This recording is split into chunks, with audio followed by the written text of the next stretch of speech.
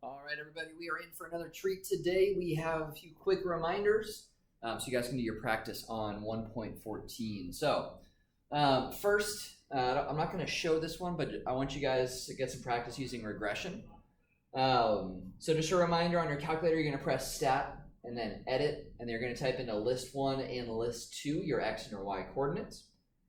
Then you're going to go back to stat, you're going to press calc. So that's the middle button. And then you're going to select whatever type of regression is specified in the question. All right, and so you might then use that to answer a question, but that's how you're going to come up with your function and then use that to answer whatever the question is asking. All right, the next thing we're going to talk about is piecewise functions.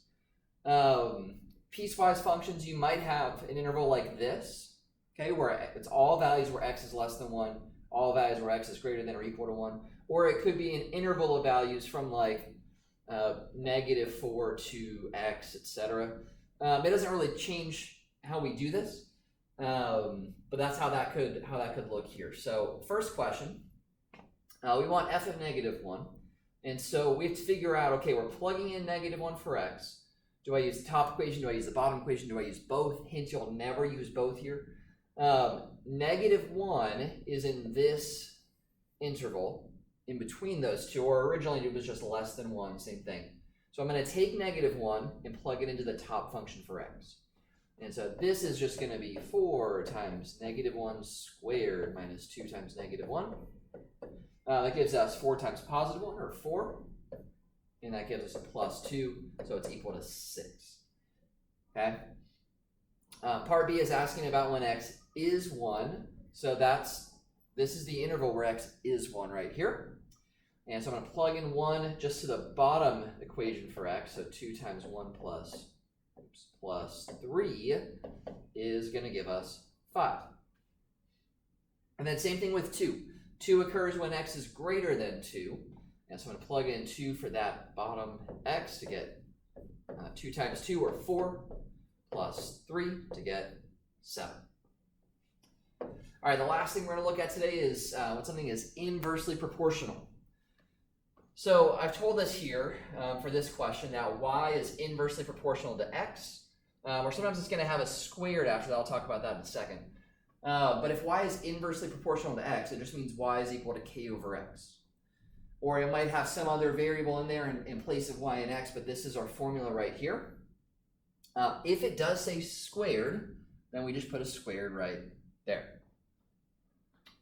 If two things are directly proportional, it would look like this. Y is equal to k times x instead.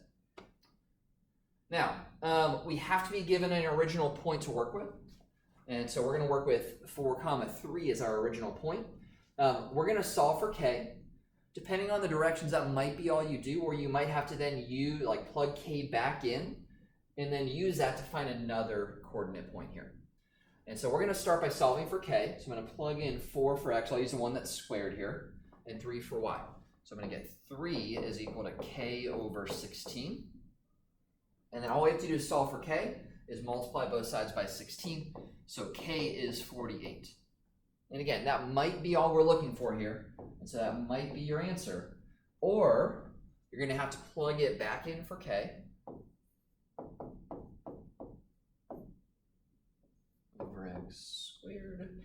And now we're looking to find y when x is 5. And so we're going to use our new equation here where we solve for k. We're going to plug in 5 for x. And so that's going to give us 48 over 25.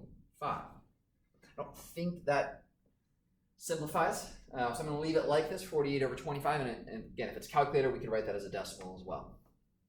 Or as a simplified fraction if it simplifies. All right. That's it for this. So you should be able to do all of 1.14 now. And then we'll go over it again next week on Monday. Stay flawless.